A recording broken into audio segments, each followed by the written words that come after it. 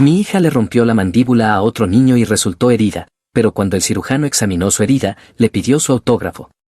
Hola a todos. Estaba en una reunión con un cliente cuando mi teléfono vibró por tercera vez en apenas 2 minutos. La primera llamada provenía de la escuela primaria Oakwood, la segunda, de una persona que se identificó como el agente Cal Bell, del departamento de policía del condado, y la tercera fue un mensaje de texto del director del colegio que solo decía, por favor, venga de inmediato. Situación urgente. Sentí como las manos se me enfriaban mientras me disculpaba y salía de la sala de conferencias, con la mente acelerada repasando todos los escenarios posibles. Mi hija Lily tenía 7 años, era tranquila, del tipo de niña que llevaba a casa pájaros heridos y lloraba con los anuncios tristes. Fuera cual fuera esa situación urgente, y por mucho que implicara a la policía, no podía ser lo que mi imaginación temía. El trayecto hasta la escuela duró 12 minutos, aunque se me hicieron eternos. Cuando llegué al aparcamiento vi 2 coches patrulla estacionados junto a la entrada. No tenían las luces encendidas, pero su presencia era inconfundible. Sentí el estómago encogerse mientras cruzaba las puertas principales, intentando controlar la respiración, aunque sin éxito. El rostro de la recepcionista me lo dijo todo antes de que siquiera hablara, esa expresión ensayada de preocupación profesional mezclada con algo que parecía lástima o juicio. Me indicó la oficina de la directora sin mirarme directamente, y ya podía oír voces elevadas resonando por el pasillo antes de llegar a la puerta. La directora del Aqua se levantó en cuanto entré, con una expresión grave, y me señaló una silla para que me sentara, pero preferí mantenerme de pie. Sentarse habría significado aceptar la pesadilla que estaba a punto de desarrollarse. Frente a su escritorio había una pareja a la que recordaba vagamente de los eventos escolares, los Ashford. Ambos vestían trajes caros que gritaban abogados incluso antes de presentarse. Su hijo Damien estaba sentado entre ellos, con una bolsa de hielo presionada contra la cara, y desde donde yo estaba podía ver claramente la hinchazón. La señora Ashford habló primero, con una voz firme y controlada, con ese tono que usan las personas cuando contienen su ira bajo una apariencia de cortesía profesional. Me informó de que mi hija había agredido violentamente a su hijo en el recinto escolar, causándole lesiones graves que requerirían cirugía y podrían dejar secuelas permanentes. El señor Ashford añadió que ambos eran abogados y que presentarían cargos penales por agresión, además de una demanda civil por daños valorados en $500,000. Aquella cifra quedó suspendida en el aire como una hoja de guillotina, y sentí que las piernas me flaqueaban antes de obligarme a mantenerme firme y concentrada. Pregunté dónde estaba Lily, con una voz más serena de lo que en realidad me sentía. La directora de la Croix explicó que se encontraba en la enfermería siendo evaluada, y fue entonces cuando el agente Cal Bell dio un paso al frente desde donde estaba, junto a la ventana. Era más joven de lo que esperaba, quizá de unos 30 años, con el rostro amable de alguien que probablemente detestaba esta parte de su trabajo. Me dijo que, dada la gravedad de las lesiones y los testimonios de los testigos, tendría que llevar a Lily a la comisaría para procesarla. Sentí que el corazón se me detenía por un instante. Procesarla significaba tomarle las huellas dactilares y fotografiarla, tratar a mi hija de 7 años como si fuera una delincuente. No podía reconciliar esa imagen con la niña que todavía me pedía que mirara debajo de su cama para asegurarme de que no hubiera monstruos. Los Ashford comenzaron a hablar al mismo tiempo, describiendo el ataque como violento y sin provocación, explicando que su hijo estaba tranquilo, sin molestar a nadie, cuando Lily, aparentemente, perdió el control y le golpeó con tal fuerza que le rompió la mandíbula en 3 lugares. La señora Ashford sacó su teléfono y me mostró una foto del rostro de Damien, tomada, por lo visto, justo después del incidente. La hinchazón ya era considerable y la mandíbula estaba visiblemente desalineada. Era una imagen terrible y sentí un nudo en el estómago al verla. Sin embargo, algo no cuadraba, porque Lily pesaba, con suerte, 22 kilos, y jamás había mostrado el menor signo de agresividad en toda su vida. Le pedí a la directora si podía ver a mi hija antes de hablar de cualquier otra cosa, y la señora de la Cour asintió, guiándome por el pasillo hacia la enfermería mientras el agente Cal Bell nos seguía a una distancia prudente. Los Ashford se quedaron atrás, pero podía sentir sus miradas clavadas en mi espalda, ya calculando su estrategia legal y contando el dinero de la indemnización. La enfermería olía a desinfectante y a vendas viejas.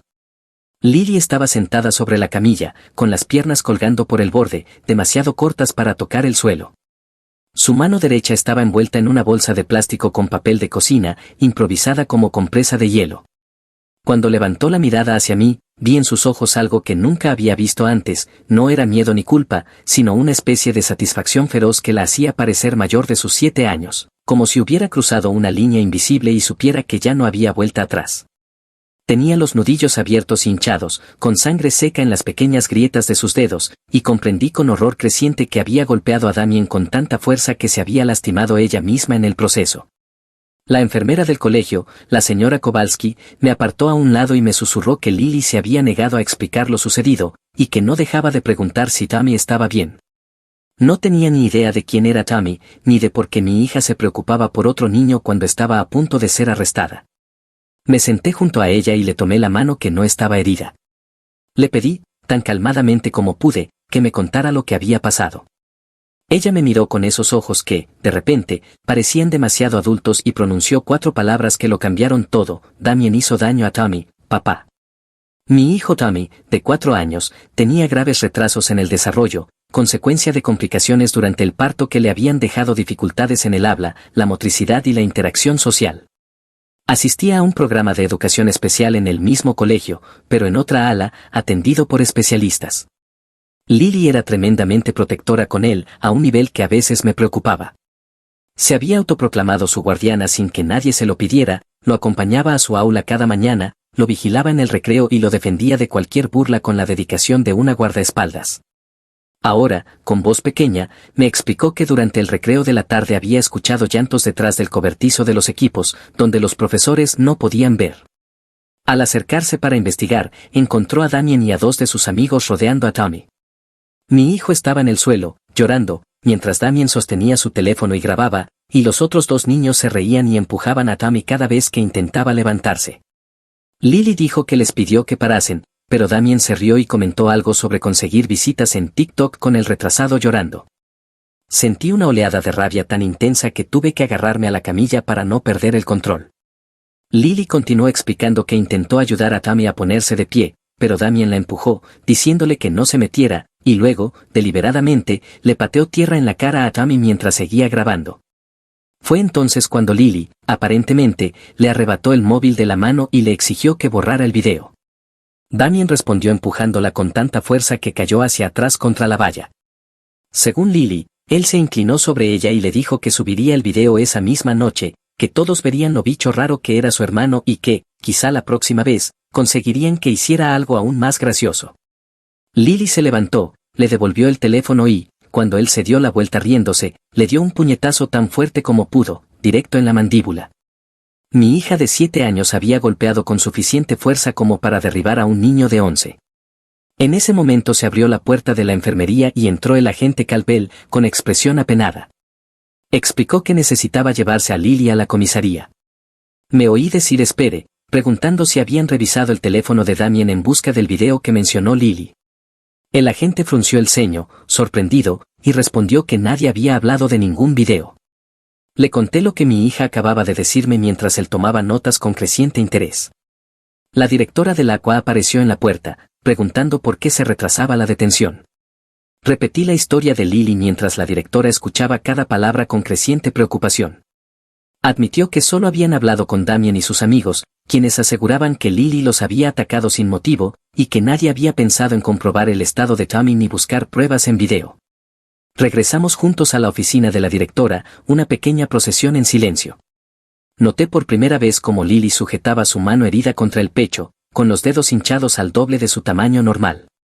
Los Ashford levantaron la vista en cuanto entramos, y la señora Ashford exigió de inmediato saber por qué se estaban demorando en procesar los cargos por agresión. Los miré a ambos y, con toda la calma que pude reunir, les pregunté si sabían lo que su hijo estaba haciendo antes de que Lily le golpeara. El señor Ashford respondió con total seguridad que su hijo había estado jugando pacíficamente hasta que fue atacado sin razón. El agente Calbell carraspeó y preguntó si se opondrían a que revisara el contenido del teléfono de Damien. La temperatura en la sala pareció descender de golpe. La señora Ashford empezó a hablar de privacidad y de órdenes judiciales, pero su marido le puso una mano en el brazo y le pidió que esperara, queriendo saber de qué se trataba. El agente explicó que existían acusaciones sobre la existencia de un video que podría aportar contexto al incidente. El rostro de Damien palideció de inmediato, de una forma que lo decía todo sin necesidad de palabras.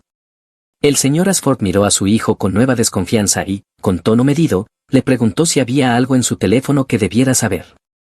Damien bajó la mirada y la movió entre sus padres y la puerta, como un animal acorralado buscando una salida. El silencio se prolongó durante lo que pareció una eternidad, hasta que la señora Ashford exigió hablar en privado con su hijo. La directora de la cual les ofreció una sala de reuniones vacía al final del pasillo, y se marcharon juntos, con Damien entre ellos, como si lo escoltaran hacia su ejecución. El agente Caldwell, en voz baja, me preguntó por el estado de Tommy y por la relación entre los niños. Le expliqué los problemas de desarrollo de mi hijo, la naturaleza protectora de Lily y cómo ella misma había sido objeto de burlas en infantil por tener un hermano con discapacidad. Me explicó cómo Lily había aprendido a ser fuerte porque tenía a alguien más pequeño que necesitaba protección. El agente tomó más notas y mencionó que, si el video existía y mostraba lo que Lily afirmaba, eso cambiaría significativamente la naturaleza de los cargos, posiblemente eliminándolos por completo. Esperamos en un silencio incómodo durante unos 10 minutos antes de que los Ashford regresaran, y supe de inmediato que la conversación privada no había ido bien. La compostura profesional de la señora Ashford se había resquebrajado, las líneas de tensión eran visibles alrededor de sus ojos, y el señor Ashford parecía haber envejecido varios años. Damien caminaba detrás de ellos, con la cabeza baja. El agente Caldwell volvió a preguntar si podía revisar el contenido del teléfono, y el señor Ashford, sin decir palabra, lo sacó del bolsillo y se lo entregó. Tenía la mandíbula tan tensa que se le marcaban los músculos. Caldwell revisó el móvil durante menos de un minuto antes de que su expresión se oscureciera. Sin decir nada, giró la pantalla hacia la directora de la Croix. Ella miró unos segundos y vi cómo su rostro pasaba de la preocupación profesional al horror genuino, se llevó una mano a la boca mientras terminaba de ver lo que allí aparecía. El agente me preguntó si quería verlo, y asentí, aunque ya sabía que aquello iba a destrozarme. El video era exactamente como Lily lo había descrito, Tommy en el suelo, llorando, mientras Damien grababa y hacía comentarios que prefiero no repetir. Sus amigos empujaban a mi hijo y se reían mientras él, con su vocabulario limitado, les rogaba que parasen. El video duraba 2 minutos y 37 segundos, y cuando terminó, temblaba tanto que tuve que sentarme. Damien había hecho zoom en la cara de mi hijo mientras lloraba, había añadido textos burlándose de su forma de hablar e incluso había puesto un subtítulo diciendo que se haría viral con la rabieta de este retrasado. La crueldad casual de todo aquello era insoportable. El agente Caldwell se volvió hacia los Ashford y, con tono neutral, les preguntó si sabían que su hijo había estado grabando y acosando a un niño con necesidades especiales. El silencio que siguió fue ensordecedor. La señora Ashford intentó recomponerse, diciendo que los chicos a veces se comportaban mal y que quizá Damien había tenido un error de juicio, pero que eso no justificaba la violencia. Sentí que algo se rompía dentro de mí. Me levanté y, con una voz que apenas reconocí como mía, le pregunté si realmente estaba intentando minimizar el abuso sistemático que su hijo había infligido a un niño de 4 años con discapacidad. Su boca se abrió y se cerró sin emitir sonido alguno. El señor Ashford tuvo al menos la decencia de parecer avergonzado, miró a su hijo como si lo viera por primera vez.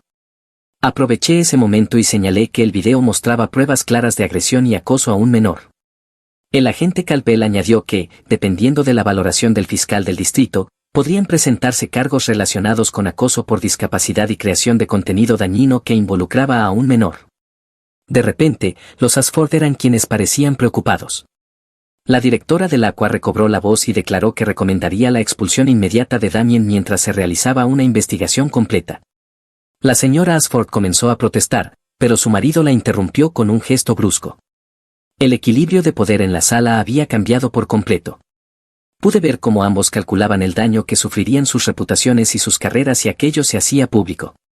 El agente Caldwell me preguntó si quería presentar cargos contra Damien por la agresión a Tommy. Miré a mi hija, sentada allí con la mano rota y esa mirada de determinación en los ojos, y respondí sin dudar, sí, por supuesto. Los Ashford empezaron a hablar al mismo tiempo, el señor Ashford sugiriendo que podíamos resolverlo de manera privada, sin implicar al sistema judicial, y la señora Ashford ofreciendo pagar todos los gastos médicos y la terapia que Tommy pudiera necesitar.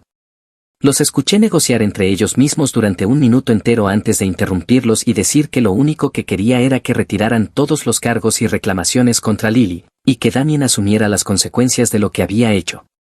La señora Ashford parecía querer replicar, pero su marido ya asentía, comprendiendo que cualquier demanda sacaría a la luz el comportamiento de su hijo. La directora de la ACUA anunció que se pondría en contacto con el equipo legal del distrito para informarles del incidente y recomendó que ambas familias buscaran terapia para ayudar a sus hijos a procesar el trauma.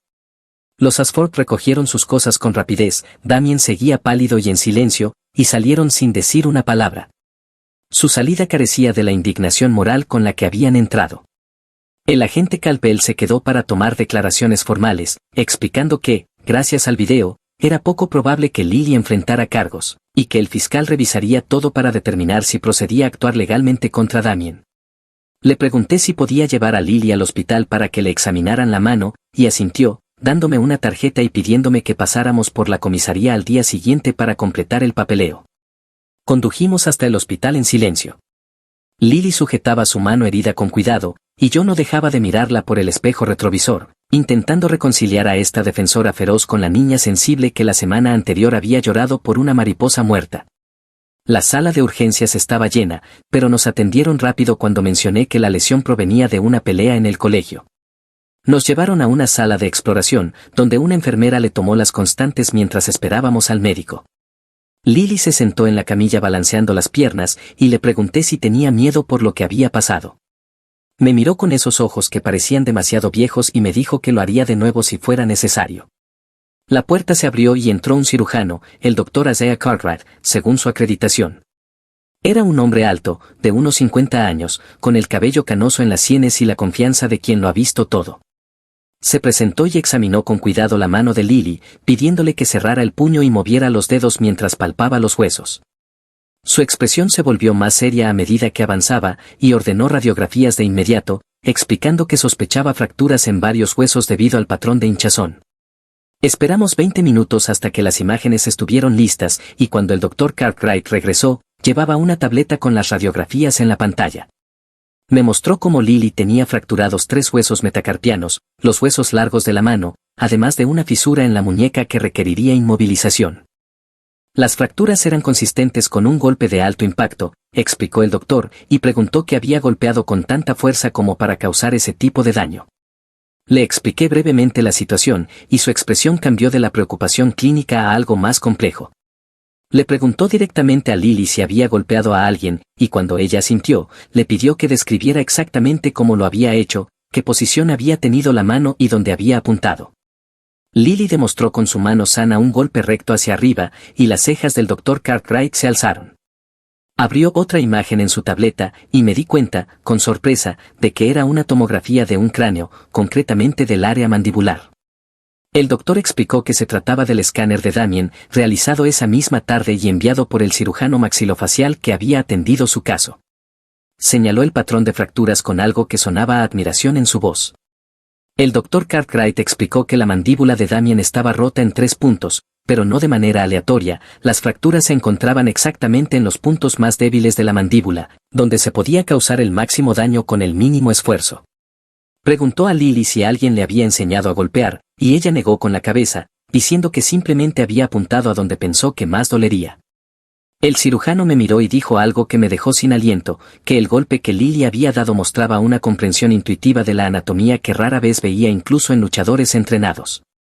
Mostró un diagrama anatómico en la pantalla y me explicó cómo el ángulo del impacto había transmitido la fuerza a través de los puntos naturales de tensión de la mandíbula, provocando una fractura catastrófica con un solo golpe. Para una niña de 7 años lograr eso, ya fuera por accidente o instinto, era algo extraordinario, añadió. No supe si debía sentirme orgulloso o horrorizado. El doctor pidió permiso para fotografiar las radiografías de Lily para una presentación que estaba preparando sobre patrones de trauma pediátrico y me encontré asintiendo, todavía aturdido. Luego colocó cuidadosamente la mano de Lily en una férula, explicó el proceso de curación, recetó analgésicos y programó una cita de seguimiento para dentro de 2 semanas. Cuando estábamos a punto de irnos, le hizo a Lily una última pregunta, ¿por qué había decidido golpear en lugar de buscar ayuda de un profesor? Ella lo miró con seriedad y explicó que los profesores estaban dentro, y que, para cuando encontrara uno, Damien podría haber hecho más daño a Tommy o haber subido el video. El Dr. Cartwright asintió lentamente y comentó que esa toma de decisiones en fracciones de segundo bajo presión era algo que intentaban enseñar a los estudiantes de medicina, pero que rara vez lograban. Y Lily lo había demostrado a los 7 años. Me entregó su tarjeta y añadió que, si alguna vez Lily mostraba interés por la medicina, estaría encantado de ser su mentor cuando fuera mayor, porque ese tipo de comprensión instintiva del cuerpo humano era muy valiosa. Salimos del hospital con las recetas y las instrucciones, y yo todavía no lograba asimilar lo que el cirujano había dicho sobre el conocimiento intuitivo de mi hija. El camino de regreso nos llevó junto a la escuela primaria Oakwood, y vi que aún había luces encendidas en el aula de educación especial de Tommy. Probablemente sus profesores estaban ocupados gestionando las consecuencias del incidente del recreo. Decidí detenerme para ver cómo estaba. Al entrar en el edificio, su maestra, la señora Fletcher, nos recibió en el pasillo con evidente alivio.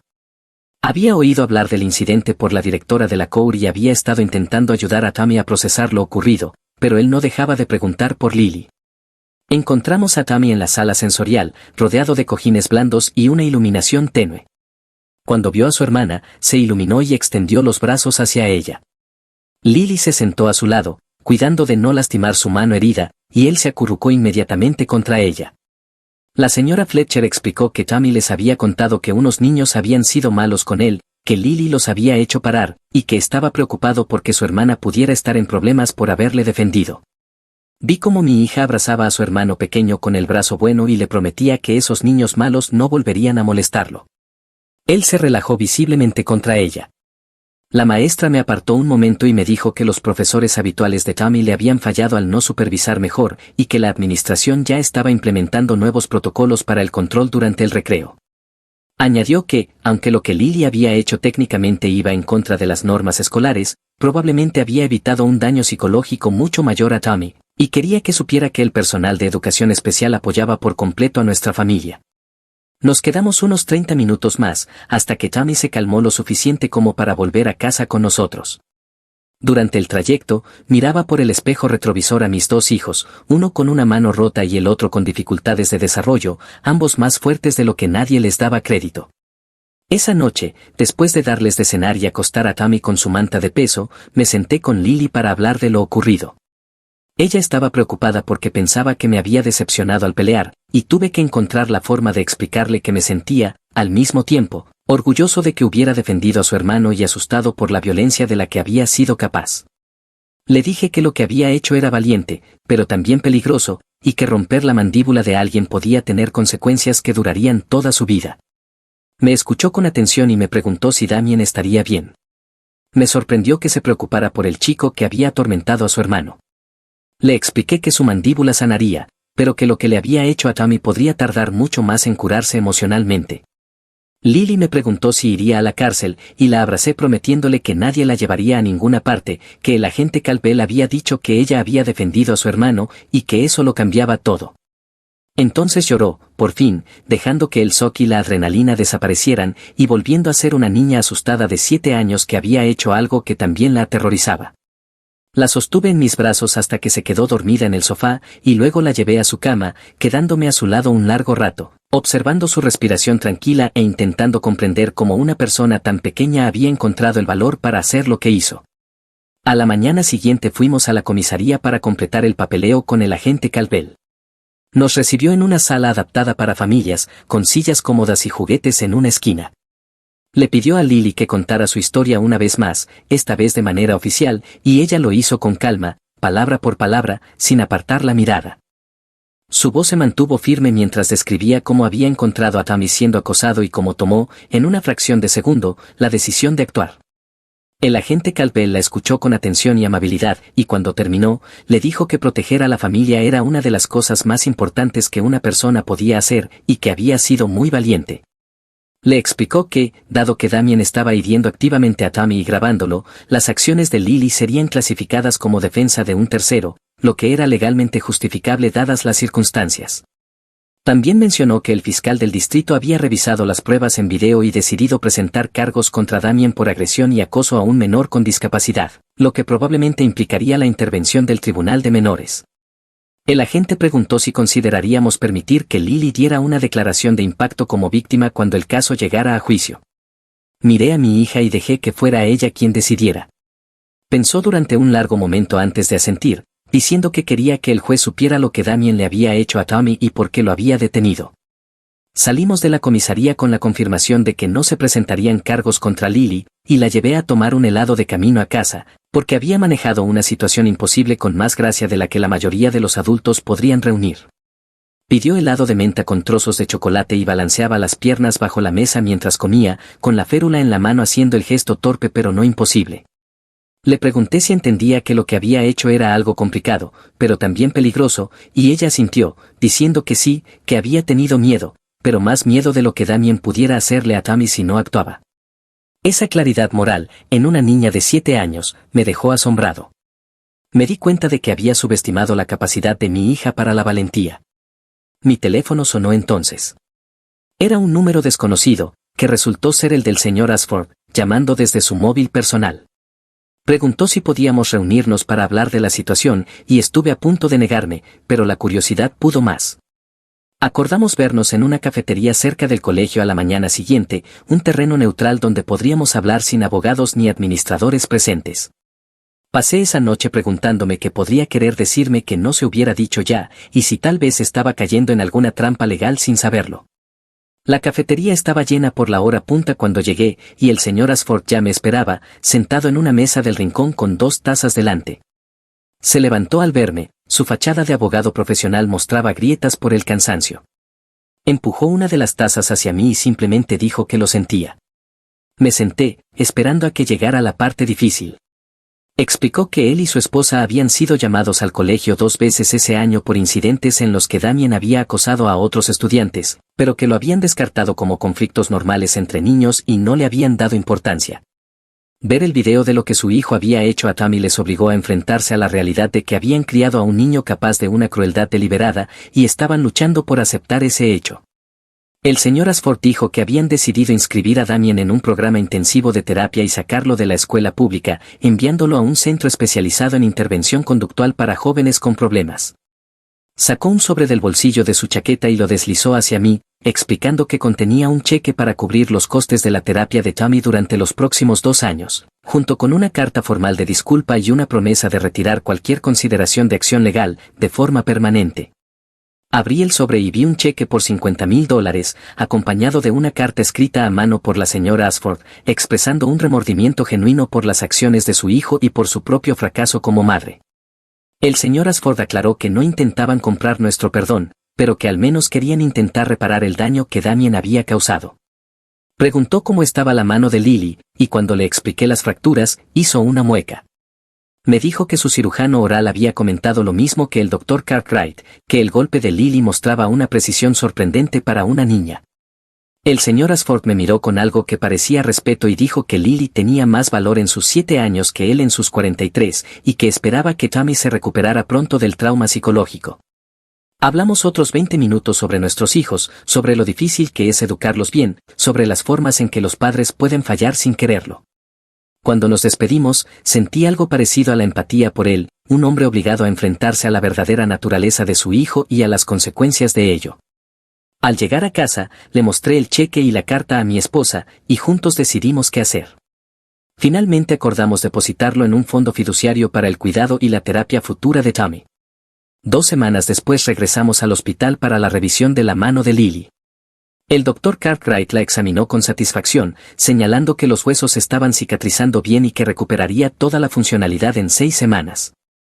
Preguntó cómo se sentía emocionalmente, y Lily explicó que estaba viendo a una terapeuta infantil para hablar del incidente y de sus sentimientos por haber lastimado a alguien.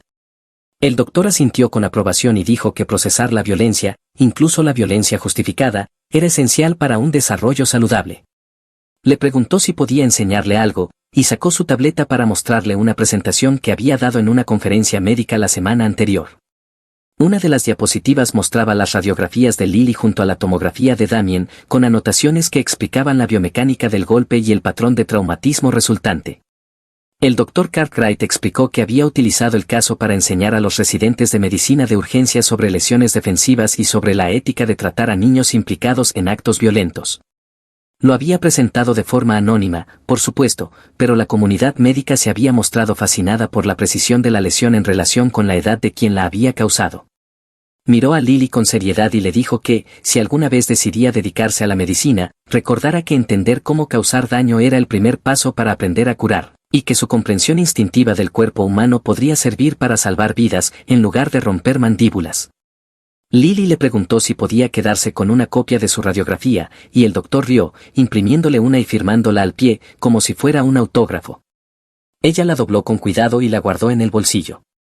Me di cuenta de que mi hija guardaba aquella radiografía como un recordatorio de lo que era capaz de hacer cuando las personas que amaba necesitaban protección. Salimos del hospital con un informe de salud favorable y una prescripción para llevar la férula 6 semanas más durante las actividades exigentes. Mientras caminábamos hacia el coche, le pregunté a Lily si se arrepentía de lo que había hecho. Lo pensó seriamente antes de negar con la cabeza y decir que le habría gustado poder detener a Damien sin hacerle daño, pero que, de tener que elegir otra vez, habría tomado la misma decisión para proteger a Tommy. Esa clase de certeza moral era a la vez inspiradora y aterradora en una niña, y supe que pasaría el resto de su infancia intentando ayudarla a canalizar ese instinto protector en algo constructivo y no destructivo. Condujimos de vuelta a casa pasando por la escuela primaria Oakwood, donde vi a la clase de Tommy jugando al aire libre, esta vez bajo la supervisión de 3 profesores en lugar de 1. Los nuevos protocolos de seguridad ya estaban en marcha. Esa misma tarde, el agente Calpel me llamó para informarme de que el caso de Damien había sido procesado en el Tribunal de Menores. Le habían impuesto 1 año de terapia supervisada por el juzgado y libertad condicional, además de trabajos comunitarios en un centro para niños con necesidades especiales, donde aprendería a comprender a la población que había victimizado. El juez, al parecer, había sido especialmente duro tras ver el video, calificando el comportamiento de Damien como un acto calculado de crueldad que merecía una intervención seria. El agente también mencionó que otras 2 familias habían presentado denuncias por acoso de Damien a sus hijos con necesidades especiales, y que el colegio estaba llevando a cabo una investigación completa para entender cómo su patrón de comportamiento había pasado desapercibido durante tanto tiempo. El distrito había implementado una nueva formación para todo el personal sobre cómo reconocer y responder ante el acoso por discapacidad, y la directora del ACUA se había disculpado personalmente con nuestra familia por los fallos de supervisión que permitieron que ocurriera el incidente. Agradecí al agente Calpel su ayuda y colgué, sintiendo que quizá algo bueno había surgido de aquella pesadilla, cambios estructurales que protegerían a otros niños vulnerables de caer por las grietas del sistema. Lily estaba haciendo los deberes en la mesa de la cocina, escribiendo con cuidado con su mano entablillada, mientras Tommy jugaba con bloques cerca de ella, levantando la vista de vez en cuando para asegurarse de que su hermana seguía allí, vigilándolo. 3 meses después del incidente, recibí una llamada del consultorio del Dr. Cartwright. Me preguntaban si Lily estaría interesada en participar en un programa de mentoría juvenil que él estaba iniciando en el hospital.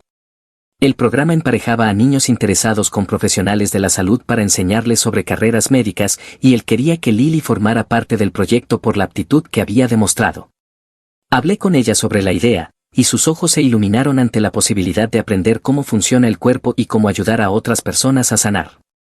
Me di cuenta de que estaba transformando lo sucedido en algo positivo sin que nadie se lo pidiera. Comenzó a asistir a sesiones mensuales en el hospital, aprendiendo anatomía básica y primeros auxilios, y el Dr. Cartwright parecía realmente comprometido con fomentar su interés por la medicina. Me confesó en privado que nunca había visto a una niña comprender tan rápido las relaciones espaciales y los conceptos anatómicos, y que, si mantenía su entusiasmo, tenía el potencial de convertirse algún día en una cirujana excepcional. La ironía no se me escapaba, la defensa violenta de mi hija hacia su hermano había abierto, de alguna manera, la puerta a una carrera dedicada a sanar. Me pregunté si eso había sido la intención del Dr. Cartwright desde el principio. La mano de Lily sanó por completo, dejando solo unas leves cicatrices en los nudillos, que a veces acariciaba distraídamente cuando creía que no la observaba. Tommy prosperó en su programa educativo gracias a la mayor supervisión y apoyo. Aunque a veces preguntaba por los niños malos, la protección feroz de Lily le había dado la confianza de que siempre habría alguien dispuesto a mantenerlo a salvo. Los Ashford cumplieron su promesa de financiar la terapia, y Tommy comenzó a trabajar con un especialista que le ayudó a procesar el trauma y a desarrollar estrategias para controlar la ansiedad. Mi esposa y yo observábamos a nuestros hijos enfrentarse al eco de la violencia con una resiliencia sorprendente y aprendimos que, a veces, proteger a la familia implica tomar decisiones imposibles, que no pueden clasificarse simplemente como correctas o incorrectas. Lily nunca presumió de lo que había hecho, ni intentó aprovecharlo para ganar estatus entre sus compañeros. Simplemente siguió siendo la misma niña amable que recogía mariposas heridas, solo que ahora todos sabían que bajo esa dulzura había acero. En una de sus sesiones de mentoría, el Dr. Cartwright le preguntó por qué había elegido golpear a Damien en lugar de correr a buscar ayuda. Ella lo miró con aquellos ojos que parecían demasiado viejos para su edad y respondió con sencillez: a veces no tienes tiempo de buscar a un adulto. A veces tienes que ser el adulto tú mismo. El doctor anotó esa frase en su cuaderno y, más tarde, me dijo que era lo más maduro que había oído jamás de una niña de 7 años. Años después, cuando Lily rellenaba solicitudes universitarias y escribía ensayos sobre experiencias formativas, contó la historia del día en que rompió la mandíbula de un chico y un cirujano le pidió un autógrafo. Escribió sobre cómo aprendió que proteger a los demás a veces requería recurrir a la violencia, pero que entender la violencia era el primer paso para prevenirla. Describió la mentoría del Dr. Cartwright y cómo aquella experiencia había moldeado su decisión de especializarse en cirugía de trauma pediátrico, para poder ayudar a niños que no podían ayudarse por sí mismos. Incluyó una fotocopia de la radiografía firmada que él le había dado, como recordatorio físico de que, a veces, los peores momentos de nuestra vida nos señalan hacia nuestro verdadero propósito. Yo guardé mi propia copia de esa radiografía en el cajón de mi escritorio, y a veces la sacaba para recordarme que mi hija era más fuerte y valiente de lo que jamás le di crédito, y que, en ocasiones, lo más importante que puede hacer un padre es dar un paso atrás y dejar que sus hijos sean los héroes de sus propias historias, incluso cuando nos aterra verlos luchar sus batallas. El cirujano le había pedido su autógrafo porque reconoció algo en aquel acto violento de protección, una precisión y un propósito que trascendían las etiquetas simples de lo correcto y lo incorrecto. Y al hacerlo, le dio a Lily el permiso de aceptar su fuerza, en lugar de avergonzarse de ella. Ese regalo, más que cualquier otro, fue lo que le permitió sanar el trauma de aquel día y transformarlo en algo que le permitiría dedicar su vida a sanar a los demás. El camarero me deslizó una servilleta mientras murmuraba en voz baja: sigue actuando como si no hablaras griego, no reacciones a lo que digan de ti. Hola a todos. Levanté la vista de mi cerveza y lo observé limpiar la barra con movimientos lentos y deliberados. Sus ojos se desviaron hacia el reservado de la esquina, donde 3 hombres bebían whisky. Uno de ellos tenía una cicatriz que le cruzaba desde la ceja hasta la mandíbula, los otros 2 parecían del tipo que levantan coches por diversión. Tomé la servilleta con aparente despreocupación y leí lo que había garabateado, en griego: creen que eres del FBI. Están planeando algo malo. Finge ser un turista tonto. Sentí un escalofrío. Yo era del FBI, pero nadie en ese bar de mala muerte en Queens debía saberlo. Llevaba 6 meses trabajando encubierto, tratando de infiltrarme en una organización criminal griega. Mi tapadera debía ser perfecta, un estadounidense de tercera generación, descendiente de griegos, que había perdido el contacto con sus raíces y no hablaba el idioma. Había pasado meses fingiendo no entender una palabra cuando la gente hablaba griego a mi alrededor, en el gimnasio, en la cafetería, en el mismo bar donde estaba sentado. El camarero se alejó para atender a otro cliente, y yo me obligué a beber un sorbo más de cerveza, fingiendo que nada había cambiado, como si no acabara de enterarme de que 3 hombres peligrosos discutían cómo deshacerse de lo que creían que era un agente federal. En griego, el hombre de la cicatriz dijo a sus compañeros: tenemos que ocuparnos de esto esta noche. No podemos permitir que los federales husmeen por el almacén. Haz que parezca un robo que salió mal, respondió el jefe. Apreté la botella con fuerza, pero mantuve el rostro impasible, aburrido, como un cliente cualquiera viendo un partido de béisbol en la televisión del bar. El segundo hombre, un tipo corpulento como un frigorífico, murmuró en griego: ¿cómo sabemos que es realmente del FBI? Tal vez Dimitri está paranoico. Scarfa se rió sin humor: Dimitri nunca se equivoca con estas cosas. Dice que ese tipo ha estado haciendo demasiadas preguntas en el gimnasio sobre los horarios de los envíos. Además, su historial es demasiado limpio. Nadie es tan limpio, a menos que alguien haya borrado su pasado. Hablaban de mí. No cabía duda. Llevaba 3 meses yendo a Olympus Fitness, ganándome la confianza de los miembros de bajo nivel de la organización. Había hecho preguntas, sí, pero creí haber sido discreto. Aparentemente, no lo suficiente. El tercero, con cuello grueso y manos del tamaño de guantes de béisbol, preguntó: ¿cuál es el plan? Lo atrapamos cuando salga, respondió Scarface. Demasiados testigos, replicó otro. Lo seguimos a casa y lo hacemos allí. Limpio, sin ruido.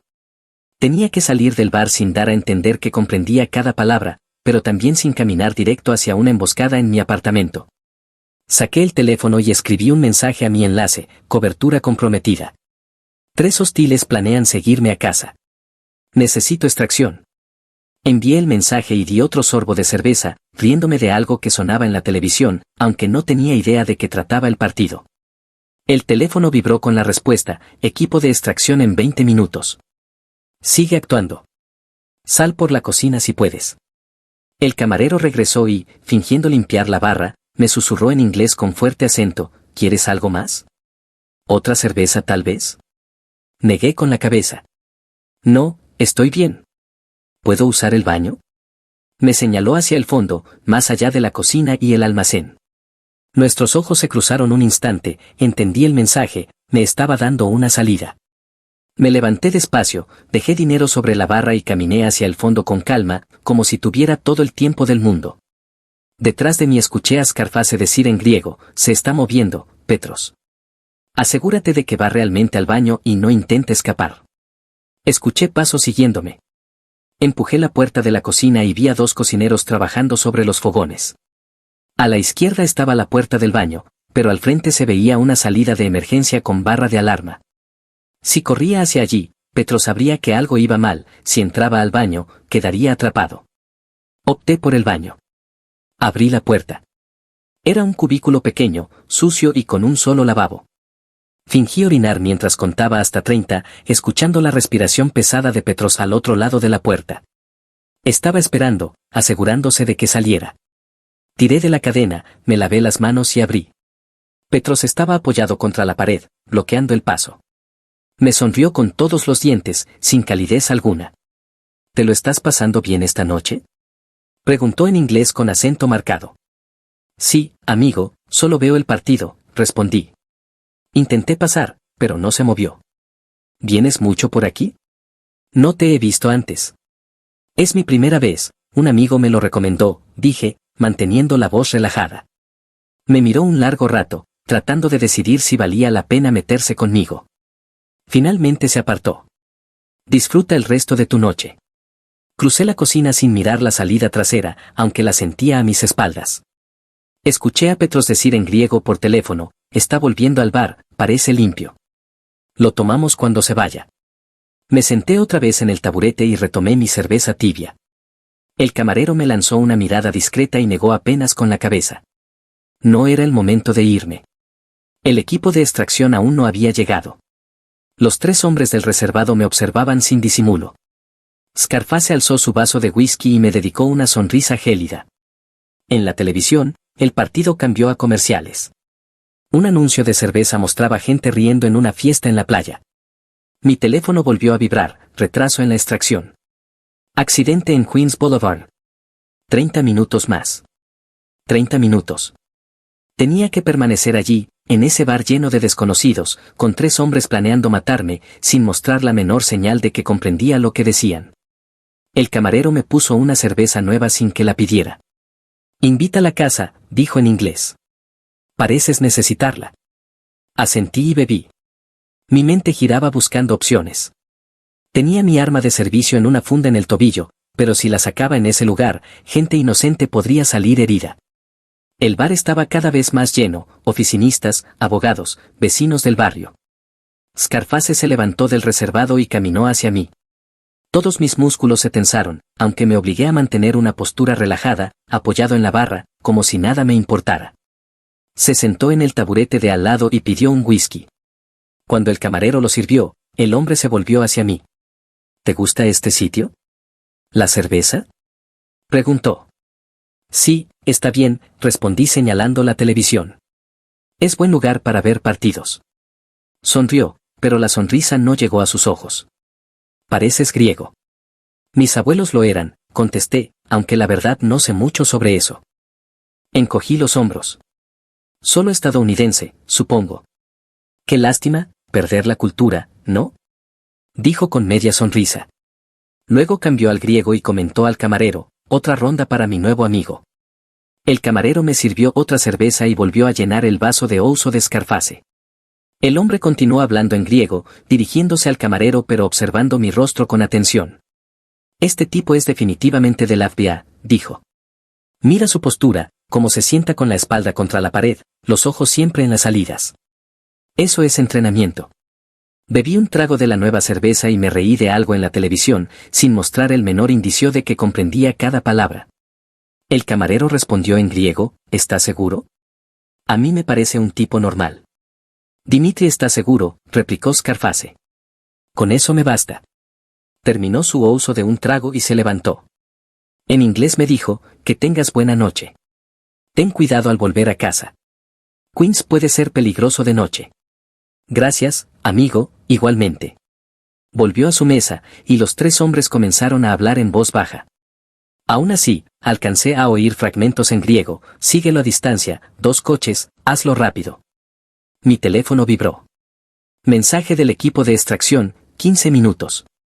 Una SUV negra se detendrá frente a la entrada. Nos encargamos de los que te sigan. 15 minutos más. El camarero se acercó y me habló en inglés, ¿quieres comer algo? La cocina cierra pronto. Entendí lo que realmente me estaba diciendo, quédate más tiempo, gana minutos. Sí, claro, respondí. ¿Qué me recomiendas? La musaca es la mejor. Te traeré una. Desapareció en la cocina, dejándome solo en la barra con mi cerveza tibia y la certeza de que 3 hombres planeaban los detalles de mi asesinato. Una mujer con traje de oficina se sentó 2 taburetes más allá y pidió una copa de vino. Tendría unos 30 años, se la veía cansada, concentrada en su teléfono. Una persona inocente, sin idea de que estaba sentada junto a alguien que tal vez no sobreviviera la noche. El camarero regresó con un plato de musaca que olía increíble. Me di cuenta de que no había comido desde el desayuno, demasiado nervioso por el trabajo de vigilancia de esa noche. Comí, intentando parecer un cliente disfrutando de su cena, no un agente calculando rutas de escape y líneas de tiro. Los 3 hombres del reservado empezaban a impacientarse. Los vi mirar el reloj, lanzar miradas hacia la puerta. Querían que me marchara para poder actuar. Yo comía despacio, metódicamente, ganando tiempo con cada bocado. Un grupo de estudiantes universitarios entró riendo y hablando fuerte, llenando el bar de ruido. Mejor, más testigos, más confusión si las cosas se torcían. Mi teléfono volvió a vibrar, equipo de extracción a 5 minutos. Cuando veas la SUV negra, muévete rápido. Habrá unidades de apoyo bloqueando la calle. Terminé la musaca y me limpié la boca con una servilleta. El camarero se acercó y me preguntó en inglés, ¿te gustó? La mejor que he probado en mucho tiempo, respondí. Él sonrió levemente y, en griego, murmuró, que Dios te proteja esta noche, amigo.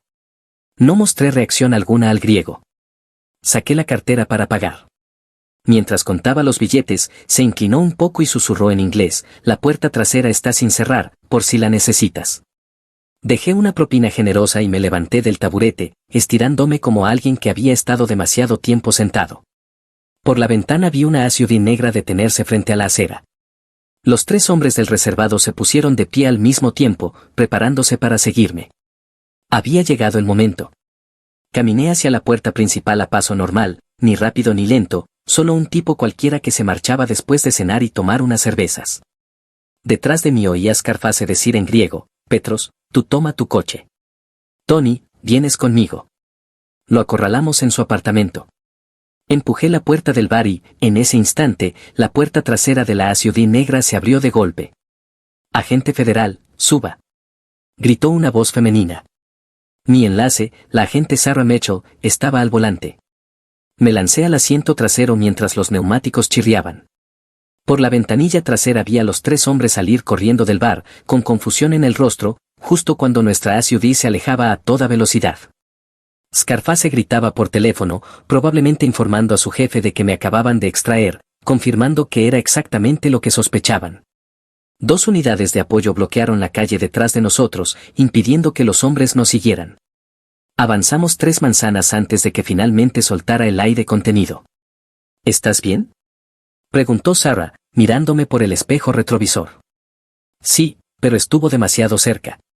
¿Cómo te descubrieron? Negué con la cabeza. No lo sé. Fui cuidadoso. Nunca hablé griego, nunca reaccioné cuando la gente lo hablaba cerca de mí.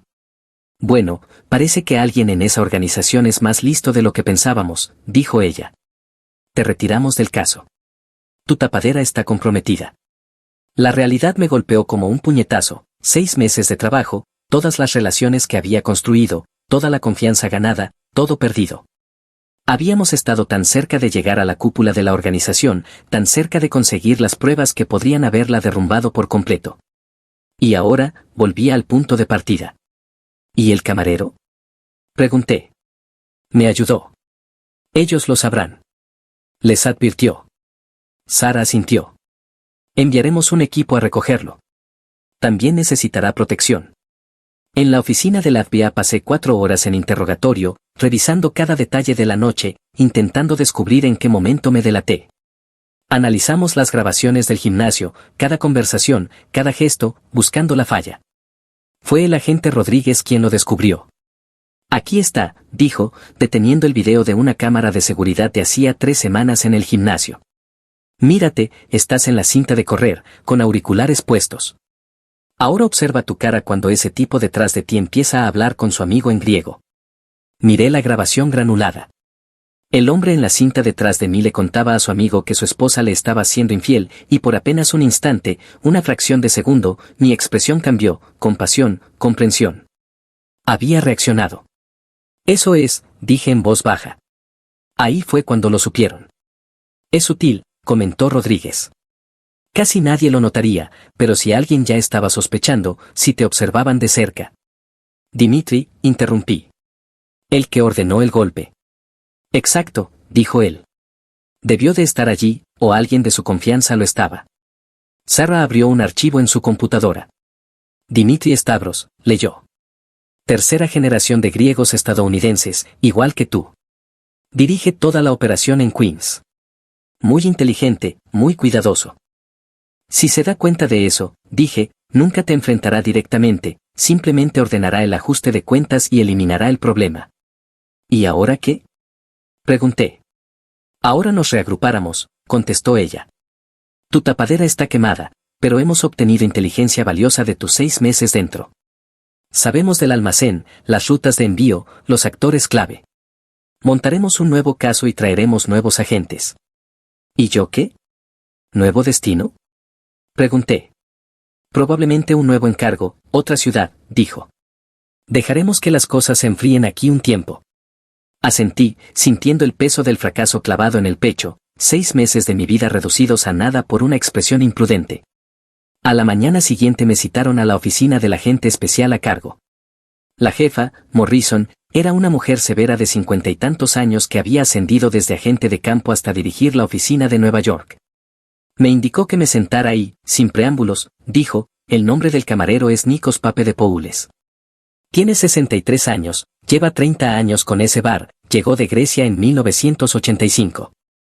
Abrió su expediente en la pantalla y continuó, resulta que nos ha estado suministrando información sobre la organización Stavros durante los últimos 5 años, cosas de bajo nivel, principalmente nombres, rostros y fragmentos de conversación, nada que comprometiera su seguridad. ¿Por qué lo haría? Pregunté. Su sobrino lo mataron hace 10 años, respondió Morrison. El chico se metió en la venta callejera de drogas, intentó quedarse con parte de los beneficios y le dieron un escarmiento. Nikos ha buscado venganza desde entonces, pero es lo bastante inteligente como para saber que no puede derribarlo solo. Giró el monitor hacia mí. Anoche llamó a su enlace y dijo que quería implicarse a fondo. Está dispuesto a usar una grabadora oculta, testificar en el juicio, lo que haga falta. Verlos planear matarte le hizo comprender que no podía seguir en la barrera. Me recosté en la silla. Lo matarán. Lo pondremos en protección de testigos tras el juicio, dijo ella. Nueva identidad, nueva ubicación, todo el programa. Pero él dice que no le importa el riesgo, quiere ver a Dimitri Stavros en la cárcel antes de morir. Morrison cerró el archivo. Queremos que sea su enlace, dijo. Tienes las habilidades lingüísticas, entiendes la cultura, y él pidió expresamente que fueras tú. Dijo que cualquier hombre capaz de mantener la calma como lo hiciste anoche es alguien en quien puede confiar. Pensé en Nikos, detrás de esa barra durante 30 años, sirviendo a los hombres que mataron a su sobrino, esperando su momento. ¿Cuándo empiezo? Pregunté. Mañana, respondió. Lo trasladamos a una casa segura en Nueva Jersey. Harás la preparación del equipo de grabación, coordinarás con los fiscales y lo mantendrás con vida el tiempo suficiente para que testifique. Durante los 3 meses siguientes pasé casi todos los días con Nikos en la casa segura. Nos sentábamos en su mesa de cocina bebiendo café griego mientras me contaba historias sobre la organización, quién respondía a quién, qué negocios eran fachada, donde guardaban sus registros. Tenía décadas de observaciones almacenadas en una memoria afilada, detalles que la mayoría de la gente no notaría, pero que conformaban una visión completa del funcionamiento de la operación. La clave es la paciencia, me dijo una tarde en griego. Pasamos a hablar en griego entre nosotros, dejando caer la pose. Los estadounidenses siempre quieren todo rápido, rápido, pero los griegos entendemos que la venganza es un plato que se sirve frío. Yo esperé 10 años por este momento. ¿Extrañas el bar? Le pregunté. Encogió los hombros. Echo de menos la rutina, la misma gente, las mismas conversaciones, no echo de menos ver a delincuentes fingir ser respetables ni servir bebidas a los hombres que mataron a Andreas. Andreas era su sobrino. Nikos conservaba una foto suya en el frigorífico de la casa segura, un joven de sonrisa luminosa, quizás 20 años en la foto. Cuéntame de él, pedí. El rostro de Nikos se suavizó. Era un chico bueno que tomó malas decisiones. Su padre, mi hermano, murió cuando Andreas tenía 15 años, así que no tuvo figura masculina. Se juntó con la gente equivocada y empezó a vender droga para la organización. A los 19, hizo una pausa y sorbió el café. Intenté advertirle, le dije que esos hombres eran peligrosos, que no toleraban errores. Él decía que tenía cuidado, que solo necesitaba juntar dinero para ir a la universidad y luego salir. ¿Qué pasó? Se volvió codicioso, empezó a rebajar el producto y a quedarse con la diferencia, creyó que nadie lo notaría. Pero Dimitri Stavros lo nota todo. La voz de Nikos se endureció. Lo encontraron en un callejón de Astoria, lo machacaron hasta matarlo con bates de béisbol y lo dejaron como basura. Guardamos silencio un momento y luego Nikos dijo, ahí decidí que destruiría a esos hombres, por mucho que tardase. Así que empecé a observar, a escuchar, a recordar, esperando el momento. Y el momento llegó. Confirmó que el equipo de grabación era sofisticado, casi invisible cuando se colocaba correctamente. Practicamos durante horas para que Nikos pudiera moverse con naturalidad sin delatar la grabadora. Volvería a trabajar en la barra y la llevaría puesta durante el horario comercial, captando las conversaciones de los miembros de la organización que frecuentaban su local. Serán desconfiados, advirtió la agente Mitchell en una de nuestras sesiones de planificación. Saben que ayudaste a que su objetivo escapara, te vigilarán. Nikos sonrió con gesto sombrío. Que me observen. Llevo 30 años interpretando al camarero amable. Puedo seguir haciéndolo un rato más. El primer día de regreso, me senté en la furgoneta de vigilancia 2 manzanas más adelante, escuchando la transmisión de la grabadora de Nikos. Mi tarea era monitorear las conversaciones, alertar al equipo táctico si algo salía mal y documentar todo lo útil para la fiscalía. Nikos abrió el bar a las 4 de la tarde, como siempre. Los primeros clientes fueron habituales hablando de deportes y quejándose del trabajo, conversación de bar normal. A las 6:30, Petros entró, el mismo que me siguió al baño aquella noche. Todo mi cuerpo se tensó mientras escuchaba el audio en griego.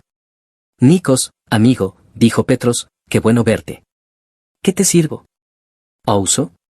Hubo una pausa en la que pude imaginar a Nikos sirviendo la copa con el rostro sereno. En la grabación, Nikos preguntó con cuidado, ¿qué clase de información? Sobre el hombre que estuvo aquí esa noche, respondió Petros. El agente de la FBI. ¿Tú le avisaste, no? No sé de qué hablas, respondió Nikos. Si se dio cuenta de eso, dije, nunca te enfrentará directamente, simplemente ordenará el ajuste de cuentas y eliminará el problema. ¿Y ahora qué? Pregunté. Ahora nos reagrupáramos, respondió ella. Tu tapadera está quemada, pero sacamos inteligencia valiosa de tus 6 meses dentro. Conocemos el almacén, las rutas de envío, los actores clave. Montaremos un nuevo caso y traeremos nuevos agentes. ¿Y yo qué? ¿Nuevo destino? Inquirí. Probablemente otro encargo, otra ciudad, contestó. Dejaremos que las cosas se enfríen aquí un tiempo. Asentí, con el peso del fracaso clavado en el pecho, 6 meses de mi vida desmoronados por una expresión descuidada. A la mañana siguiente me llamaron a la oficina del agente especial a cargo. La jefa, Morrison, era una mujer severa de 50 y tantos años que había ascendido desde agente de campo hasta dirigir la oficina de Nueva York. Me hizo señas para que me sentara y, sin preámbulos, dijo, el nombre del camarero es Nikos Papadopoulos. Tiene 63 años, lleva 30 con ese bar, llegó de Grecia en 1985. Abrió su expediente en la pantalla y continuó, resulta que nos ha estado suministrando información sobre la organización Stavros durante los últimos 5 años, datos de bajo nivel, nombres, caras, fragmentos de conversación, nada que pusiera en riesgo su seguridad. ¿Por qué lo haría? Pregunté. Porque hace 10 años mataron a su sobrino, respondió Morrison. El chico se metió en la venta callejera de drogas, intentó quedarse con parte de los beneficios y lo convirtieron en ejemplo. Nikos ha buscado venganza desde entonces, pero es lo bastante inteligente para saber que no puede derribarlo solo. Giró el monitor hacia mí. Anoche llamó a su enlace y dijo que quería implicarse a fondo. Está dispuesto a llevar una grabadora oculta, a testificar en juicio, lo que haga falta. Verlos planear matarte le hizo comprender que no podía quedarse al margen. Me recosté en la silla. Lo matarán, susurré. Lo pondremos en protección de testigos después del juicio, dijo ella. Nueva identidad, nueva ubicación, todo el programa.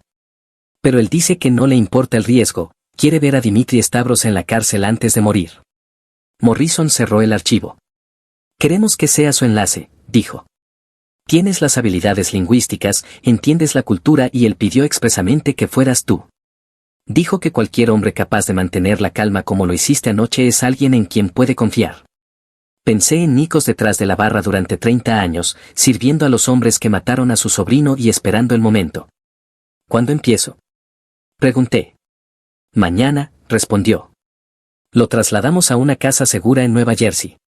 Harás la preparación del equipo de grabación, coordinarás con los fiscales y lo mantendrás con vida el tiempo suficiente para que testifique. Durante los 3 meses siguientes pasé casi todos los días con Nikos en la casa segura. Nos sentábamos en la mesa de la cocina bebiendo café griego mientras me contaba historias sobre la organización, quién respondía a quién, qué negocios eran fachadas, donde guardaban sus registros. Tenía décadas de observaciones almacenadas en una memoria aguda, detalles que la mayoría no notaría, pero que componían un mapa completo del funcionamiento de la operación. La clave es la paciencia, me dijo una tarde en griego. Empezamos a hablar en griego entre nosotros, dejando la pose. Los estadounidenses siempre quieren todo rápido, los griegos entendemos que la venganza es un plato que se sirve frío. Yo esperé 10 años por este momento. ¿Extrañas el bar? Le pregunté. Encogió los hombros.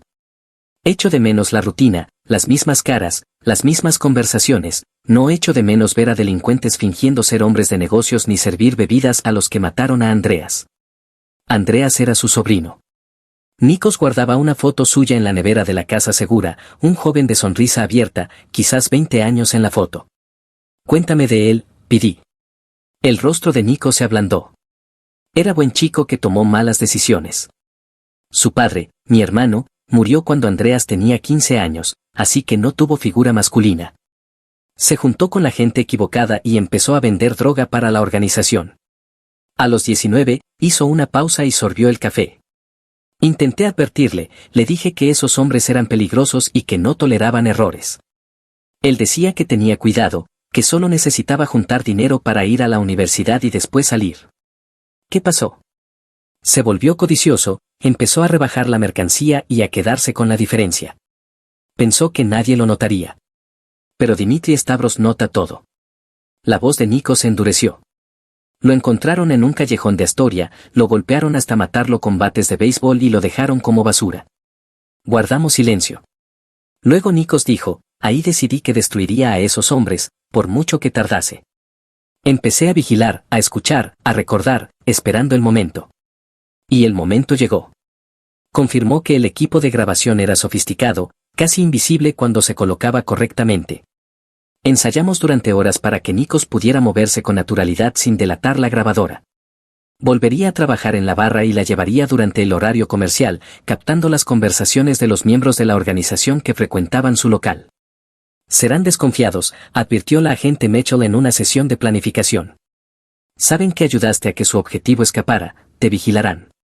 Nikos sonrió con amargura. ¿Que me vigilen? Llevo 30 años interpretando al camarero amable. Puedo hacerlo un rato más. El primer día de regreso me senté en la furgoneta de vigilancia 2 manzanas más adelante, escuchando la transmisión de la grabadora. Mi tarea era monitorear las conversaciones, alertar al equipo táctico si algo salía mal y documentar todo lo útil para la fiscalía. Nikos abrió el bar a las 4 de la tarde, como de costumbre. Los primeros clientes fueron habituales hablando de deportes y quejándose del trabajo, charla normal de bar. A las 6:30 entró Petros, el mismo que me siguió al baño aquella noche. Todo mi cuerpo se tensó mientras escuchaba el audio en griego. Nikos, amigo, dijo Petros, qué bueno verte, ¿qué te sirvo? ¿Ouso? Hubo una pausa, en la grabación pude imaginar a Nikos sirviendo la copa con el rostro tranquilo. Nikos preguntó con cuidado, ¿qué clase de información? Sobre el hombre que estuvo aquí esa noche, respondió Petros. El agente del FBI. ¿Tú le avisaste, no? No sé de qué hablas, contestó Nikos. No te hagas el tonto, intervino Petros. Encontramos la servilleta que le diste, la que llevaba la advertencia escrita en griego. ¿Cómo supiste que él la podía leer? El corazón me latía con fuerza, la situación ya estaba saliéndose de control. En la furgoneta, la agente Mitchell hablaba por teléfono con el equipo táctico, listo para intervenir si hacía falta. Nikos habló con calma, no sabía que él pudiera leerla. Solo vi a ustedes tres mirándolo como a una presa y supuse que estaba en problemas. Escribí la nota en griego porque pensé que quizá fuera griego y entendería lo suficiente para captar el mensaje. ¿Por qué me preocuparía por un desconocido? Porque manejo un bar, no una escena de asesinato, no quiero cadáveres en mi local, mal negocio. Se hizo un largo silencio. Entonces Petros soltó una risa seca, siempre el hombre de negocios, Nikos? Está bien, pero Dimitri quiere hablar contigo mañana a las 3 en el almacén. Estaré allí, dijo Nikos con voz serena. Tras la marcha de Petros, Nikos permaneció tranquilo, atendiendo a otros clientes durante 3 horas más hasta el cierre. Al volver a la casa segura esa noche, yo lo esperaba. Ha sido peligroso, le dije. Petros te sospecha. Petros sospecha de todo el mundo, es su trabajo, respondió Nikos, sirviéndose una copa. Lo que importa es mañana en el almacén, allí estará Dimitri, donde se hablan las cosas de verdad. Ahí es donde necesitaremos lo que saque la grabadora. Es arriesgado, admití. Podrían cachearte y encontrar el micrófono. Podrían, asintió Nikos, pero no esperé 10 años para echarme atrás. Al día siguiente, el equipo táctico se situó alrededor del almacén en Astoria. Nikos llevaba el micrófono oculto en la hebilla del cinturón, casi imposible de detectar incluso con un cacheo exhaustivo. Me senté en la furgoneta de vigilancia y escuché la transmisión cuando Nikos entró en el almacén exactamente a las 3. Nikos, gracias por venir, dijo una voz que reconocí por grabaciones anteriores, la de Dimitri Stavros, clara, suave, educada, con apenas un matiz de acento. Por supuesto, Dimitri, respondió Nikos. Dijiste que querías verme. Tenemos un problema, el FBI ha estado husmeando en mi operación, enviaron a un infiltrado a mi gimnasio, a mis empresas, incluso a tu bar. He oído eso, dijo Dimitri. Mal asunto. Lo que me preocupa es cómo escapó. Alguien lo avisó, alguien que supo lo suficiente como para escribir una nota en griego. Le vi a tus hombres observándolo como a una presa, no quería líos en mi local. Vamos, Nikos, replicó Dimitri con voz fría. ¿Nos conocemos desde hace cuánto, 20 años? Sé honesto conmigo. Se hizo una pausa. 30 años, dijo Nikos con firmeza. Llevo 30 años con el bar, empezaste a venir cuando eras un don nadie trabajando para tu tío. Exactos 30 años de amistad. La voz de Dimitri se tornó helada, necesitas comprender una cosa muy claramente, si descubro que trabajas para el FBI, si descubro que les has estado dando información, no será rápido. Tendrás mucho tiempo para arrepentirte antes del final. ¿Me entiendes? Te entiendo, replicó Nikos. Bien. Ahora tengo una propuesta, sé que el FBI te abordará, intentarán que cambies de bando, siempre lo hacen después de algo así. Cuando lo hagan, quiero que digas que sí. Quiero que te conviertas en mi agente doble. En la furgoneta, la agente Mitchell y yo nos miramos atónitos. Dimitri continuó, diles lo que quieran oír. Si te piden llevar un micrófono, hazlo, pero pásales información falsa, desvía la atención de mis operaciones reales. A cambio, te haré un hombre rico, $50,000 ahora y otros 50,000 cuando esto termine. Es generoso, dijo Nikos con cuidado. Es práctico, contestó Dimitri. Yo cuido de los fieles. Se oyó el cierre de un maletín.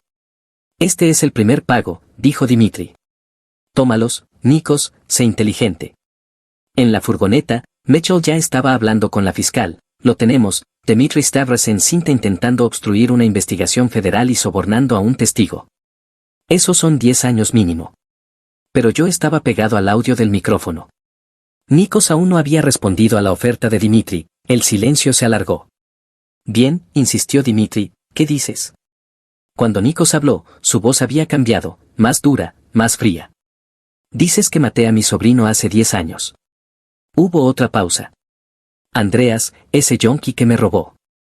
Tenía 20 años, cometió un error. Lo golpeaste hasta matarlo en un callejón y lo dejaste como basura. Robó de mí, hay consecuencias por eso. Sí, hay consecuencias, dijo Dimitri. He esperado 10 años para mostrarte lo que son las consecuencias, replicó Nikos. Se oyó un movimiento brusco, un forcejeo. La voz de Dimitri se elevó, llevas un micrófono. Debería haberte cachado. Ya es tarde, todo lo que has dicho está grabado, el FBI ha oído cada palabra. Hubo un estruendo, el ruido de muebles rompiéndose. Mitchell gritó por su radio, equipo táctico, irrumpan ahora. Sospechoso hostil.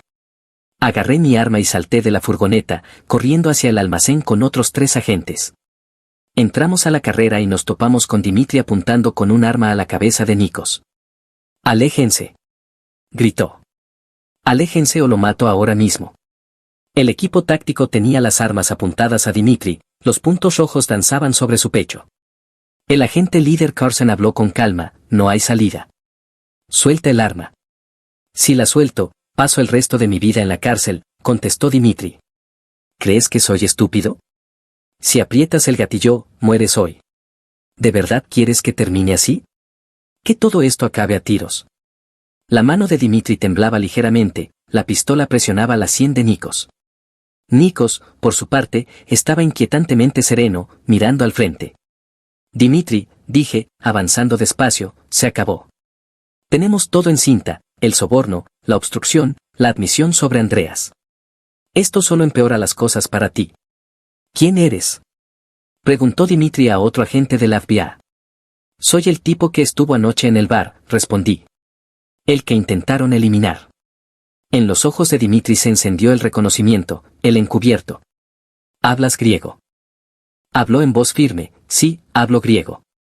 Escuché todo lo que tus hombres dijeron sobre mí, y he estado oyendo cada palabra de lo que has dicho hoy».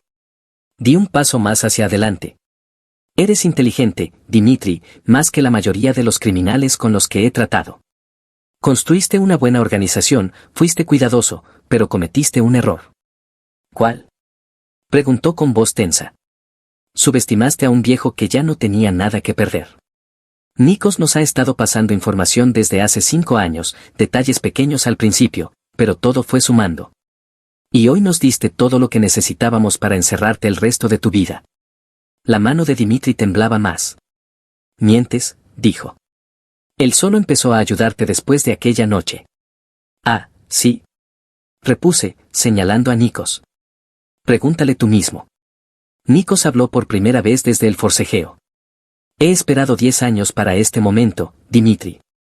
10 años viéndote caminar por ahí como si fueras intocable, como si pudieras matar a un chico de 20 años y no pagar las consecuencias. Hoy, esas consecuencias te alcanzan».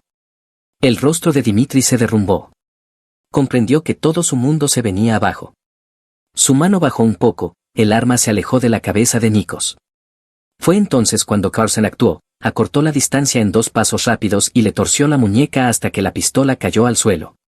2 agentes más se lanzaron sobre Dimitri, lo inmovilizaron y le pusieron las esposas. Nikos retrocedió tambaleante, lo sujeté para evitar que cayera. «¿Estás bien?», pregunté. Asintió, pero vi sus manos temblar, el cuerpo cediendo al agotamiento tras la adrenalina. «Se acabó», le dije. «Lo tenemos». De vuelta en la oficina, la celebración fue discreta pero sincera. Habíamos derribado a la cabeza de una organización criminal importante, con pruebas sólidas que resistirían en cualquier tribunal. Dimitri Stavros pasaría mucho tiempo en prisión. Nikos se sentó en la sala de informes, exhausto pero satisfecho. «¿Y ahora qué pasa conmigo?», preguntó. «Ahora preparamos el juicio», explicó la jefa Morrison. Serás nuestro testigo principal. Después, el programa de protección, nuevo nombre, nueva ciudad, nueva vida. No necesito una vida nueva, dijo Nikos. Solo necesitaba justicia para Andreas. La tendrás, prometí. El juicio se celebró 8 meses después. Asistí cada día, observando cómo la fiscalía presentaba metódicamente su caso. Las grabaciones eran demoledoras, Dimitri intentando sobornar a Nikos, admitiendo haber ordenado el asesinato de Andreas y hablando de sus operaciones ilegales. La defensa intentó alegar provocación, que Nikos lo había manipulado para que se incriminara, pero las pruebas eran irrefutables. El jurado deliberó 4 días y regresó con el veredicto, culpable de todos los cargos. Dimitri Stavros fue condenado a 40 años en prisión federal. Tendría 93 si alguna vez veía la libertad. Nikos lloró al oír la sentencia. 10 años de paciencia, 10 años de espera y finalmente justicia para su sobrino. Tras el juicio, ayudé a Nikos a mudarse con el programa de protección de testigos. Le dieron una nueva identidad en Arizona, lejos de la comunidad griega de Queens, lejos de cualquiera que pudiera reconocerlo o buscar venganza. ¿Estarás bien? Le pregunté en el aeropuerto. Estaré bien. Viví 63 años antes de esto, puedo vivir otros 20 en paz. Me estrechó la mano. Gracias por creer en mí, por confiar. Me salvaste la vida aquella noche en el bar. Soy yo quien debería darte las gracias, respondí. Nos salvamos mutuamente. Sonrió. Cuídate, agente. Y la próxima vez que trabajes encubierto, practica tu cara de póker. Eso fue lo que te delató, ¿sabes? Ese pequeño gesto de simpatía en el gimnasio. Lo recordaré, dije. Lo vi pasar el control de seguridad, un anciano con un nombre nuevo, rumbo a una vida nueva. Había sacrificado todo por justicia y venganza, y esperaba que encontrara algo de paz en Arizona. 6 meses después recibí una postal de Phoenix, solo unas palabras. El clima aquí es terrible, pero duermo bien por las noches. La guardé en mi escritorio como recordatorio, de la paciencia de Nikos, de cómo una sola expresión puede cambiarlo todo, y de cómo los más peligrosos pueden ser los que parecen inofensivos, los que sonríen y te sirven una bebida mientras esperan el momento justo para actuar. Pedí un traslado tras el juicio. Demasiados recuerdos en Nueva York, demasiadas veces que había rozado la muerte. Me enviaron a la oficina de Seattle, a delitos financieros, más seguro, más aburrido, exactamente lo que necesitaba. Un día me llamaron al despacho del agente especial a cargo. Había una nueva misión, infiltrarme en una familia del crimen ruso en Portland. Duraría al menos un año. Alto riesgo, gran recompensa. ¿Hablas ruso?, preguntó la jefa. Pensé en aquella noche en el bar, en la advertencia de Nikos, en el precio de fingir no entender lo que otros dicen de ti. No, respondí con honestidad. No hablo ni una palabra de ruso. Bien, dijo ella. Así será más creíble tu tapadera. Necesitamos a alguien con experiencia en crimen organizado, que sepa mezclarse y mantener la calma bajo presión. Acepté la misión, pero esta vez me aseguré de no entender realmente el idioma. Nada de fingir. Nada de gestos delatores. Solo ignorancia genuina y observación cuidadosa. A veces la mejor tapadera es la más simple, ser exactamente quien dice ser. 3 años después sigo trabajando en operaciones encubiertas, distintas ciudades, distintas organizaciones, distintos idiomas que no hablo. El trabajo es peligroso y agotador, y a veces me pregunto si vale la pena tanto estrés. Entonces pienso en Andreas, aquel chico de 20 años que murió en un callejón por cometer un error. Pienso en Nikos, que esperó 10 años para vengarlo, con la paciencia de quien sabe que la justicia tardía no es justicia negada. Pienso en todas las víctimas del crimen organizado que nunca tienen su día en los tribunales, que mueren sin nombre mientras sus asesinos siguen libres. Por ellos hago este trabajo. No por la adrenalina ni la gloria, sino por los Andreas y los Nikos del mundo, por la gente que merecía algo mejor. El mes pasado recibí otra postal desde Phoenix. Nikos tiene 70 años ahora, trabaja en un pequeño restaurante y juega ajedrez con jubilados en el centro comunitario. Dice que les enseña frases en griego, lo cual me hizo sonreír, una vez barman, siempre barman, compartiendo su cultura con quien quiera escuchar. La postal terminaba con una frase. Escuché que sigues en el trabajo. Cuídate. Recuerda, no se trata de esconder quién eres, sino de tener la paciencia para revelar la verdad en el momento justo. Esa postal está ahora junto a la primera, en mi escritorio. Un recordatorio de un anciano que derrotó a toda una organización criminal solo con paciencia y observación. A veces el arma más poderosa no es una pistola ni una placa, sino la voluntad de esperar el momento perfecto para hablar. Y eso es algo que vale la pena recordar, seas un agente encubierto o simplemente alguien sentado en un bar fingiendo no entender el idioma que todos creen que ignoras. Gracias por escuchar mi historia.